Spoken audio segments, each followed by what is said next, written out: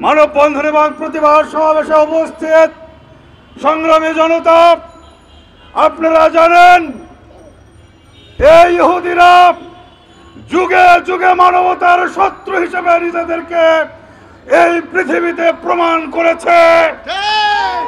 এই ইহুদিরা, এই জায়নবাদীরা পৃথিবীর মানচিত্র থেকে ইতিহাস ঘাটলে দেখা যায় বিভিন্ন সময় তারা উৎখাত হয়েছে এবং তারা নিশ্চিহ্ন হওয়ার পদপ্রান্তে গিয়েছিল বন্ধুরা আমার।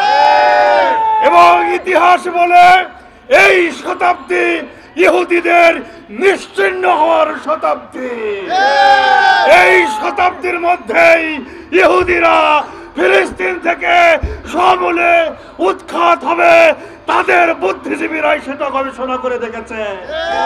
এই কারণে তারা আজকে ফিলিস্তিনের সব মুসলমানদেরকে হত্যা করার জন্য নীল নকশা আঁকছে।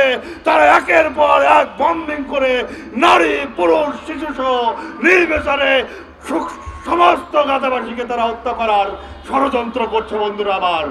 সংগ্রামের সাথী ও বন্ধুগণ, এই ইহুদিরা মানবতার শত্রু।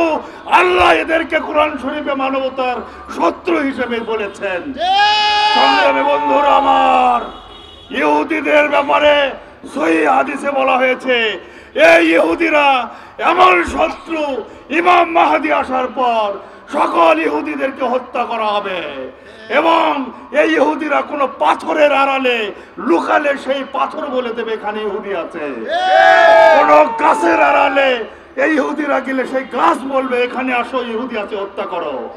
এই মানবতার শত্রু ইহুদিদের জন্য গোটা মুসলিম বিশ্বকে ঐক্যবদ্ধ হয়ে সকল মুসলিম দেশগুলোকে পারমাণবিক অস্ত্র সহ সকল ধরনের অস্ত্রের মজুদ বাড়িয়ে ইহুদিদেরকে উৎখাত করার জন্য শপথ গ্রহণ করতে হবে বন্ধুরা আমার।